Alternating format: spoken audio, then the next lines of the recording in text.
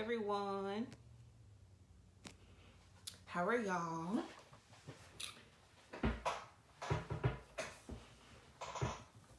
So my name is Tierney Jordan, and I am here to do Therapy Thursday.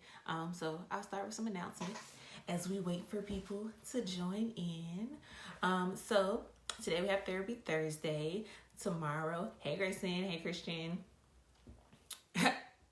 So today we have Therapy Thursday.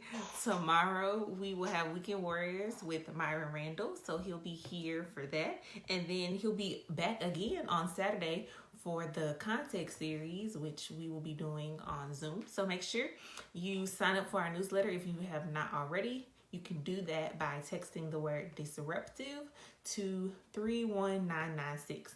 So text the word disruptive to 31996 to join the newsletter so that you can join us on Saturday. And we're going to talk about Jesus and his feelings about rich people. So should be fun. All the things. Yeah. And so I am not a therapist. I am not a licensed mental health care person by any stretch of the imagination. So just want to throw that disclaimer out there. Yeah, but I will be sharing information from someone who is. So all the fun things. So I had a whole thing planned about what I want to talk about, and then today in news and all the things. So I switched it up a little bit, and I want to talk about self-care when the news is awful. And so that's what we're going to do. We're going to talk about self-care when the news is trash. So the first thing that you can do to care for yourself when the news is garbage is to unplug. And so a way that you can unplug is if you have a friend or a family member who is still in a mental place where they are intaking news, you can ask them to let you know if something groundbreaking happens. If something earth-shattering happens, if something groundbreaking happens that you feel like I just really need to know, text me that or let me know. But other than that, unplug. The articles will still be there when you are ready to come back to the news. All the stuff will still be going on. So if you feel like you are in a mental place and the news is just too much for you to handle, always remember that you can unplug and just take a step back, take a break away, and just make an accountability partner for any groundbreaking or life-shattering news that you would definitely want to know about. So the first step for self-care when the news is awful is to unplug. The second thing, if you don't want to unplug, you can filter your news. So if you don't want to take a break, you can put a limit on the amount of news that you consume. So don't just keep scrolling on Facebook or CNN app and just read and watch videos until it's been like 30 minutes to an hour have passed. Say you only watch 5 videos, or you only read 2 articles, or whatever number you come up with, so that you filter the amount of content that you are intaking. So if you are at a place where you want to completely unplug, but you want to limit the amount of news that you intake because it's messing with your productivity, it's messing with your mental health, it's messing with the way you just operate and go through life, and you don't want to do that anymore, just take a step back. Say, okay, I'm used to watching 30 minutes worth of news and reading about 10 articles a day. I'm gonna only watch 10 minutes of news and read 2 articles a day because that's what I can do right now. So the first tip is to unplug, but if you feel like you don't want to unplug, you can always filter your news to intake less than you have been in the past. I'll say the third thing, don't feed the trolls. So we all know there are internet trolls and people who are super brave when their fingers are behind computer screens and they say whatever it is that they want to say, no matter how ignorant it is. So don't feed into the trolls. If you make a post and someone is trolling you, delete it. You don't have to respond to them in their ignorance. That doesn't serve you in any positive way. So don't engage with them. Don't engage with people who are genuinely trolling you.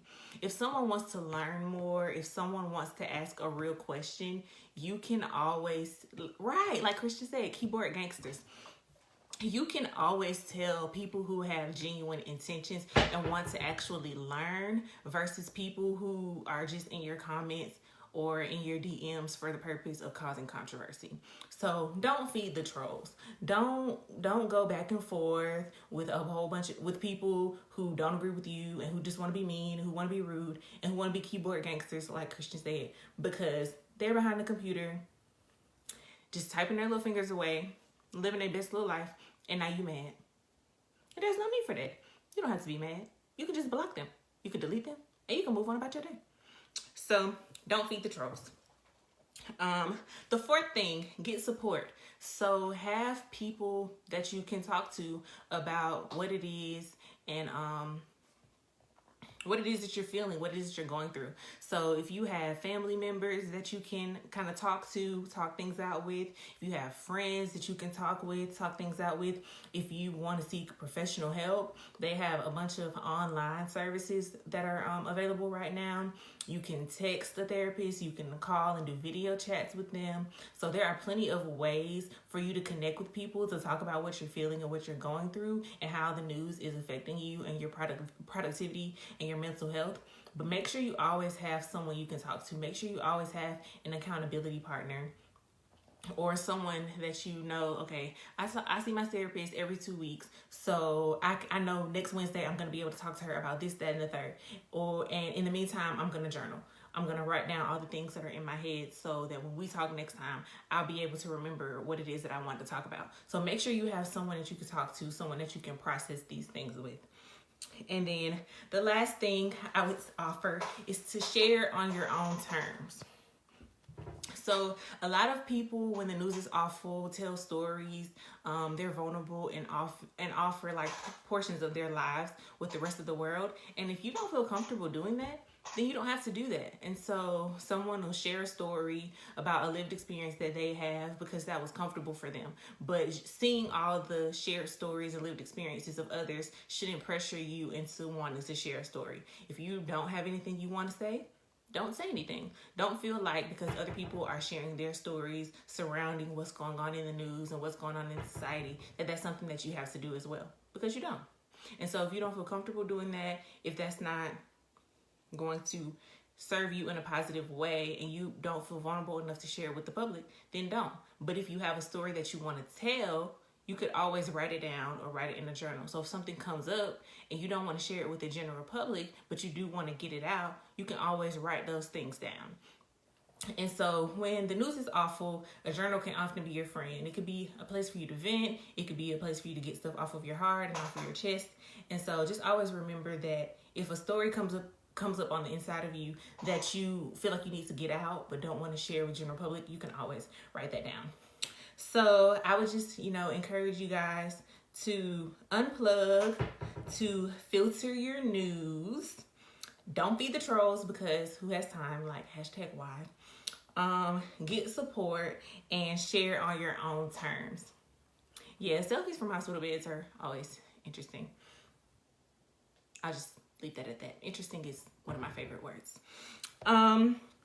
And just to wrap us up, I wanted to leave us with one more thing. So I know that we're all preparing for Mother's Day this weekend, and some of us are saddened by the fact that it won't look the way it has looked in the past. But as we're grieving our ability to gather physically, I want us to remember those people for who Mother's Day weekend is not a happy time. So I be judging low key, but all the people who Mother's Day is not a happy time. So there are people who have lost their mothers. There are people who have had hard experiences with infertility. There are people who have a lot of different relationships with motherhood and mothering. And so as we go into this weekend, I just want us to be mindful that everyone doesn't interact with Mother's Day the same way we do, and to be operating out of grace and love and compassion and concern as we go into this weekend, just with family, friends, anyone that you engage. Always just remember that their relationship with this is not the same as yours. And so yeah, I hope this was helpful. Thanks for joining us for Therapy Thursday. Please make sure you tune in tomorrow. Tomorrow we'll be doing Weekend Warriors. So Myron will be here with us. And then on Saturday, we'll have context and we'll be talking about the way that Jesus feels about rich people, which will definitely be an interesting conversation. So I am super excited to have you join us. And if you are not on our email list to get the Zoom link to join us on Saturday, text the word disruptive to 31996. Text the word disruptive to 31996. So thanks for joining. I hope you guys have a great rest of your day. Bye.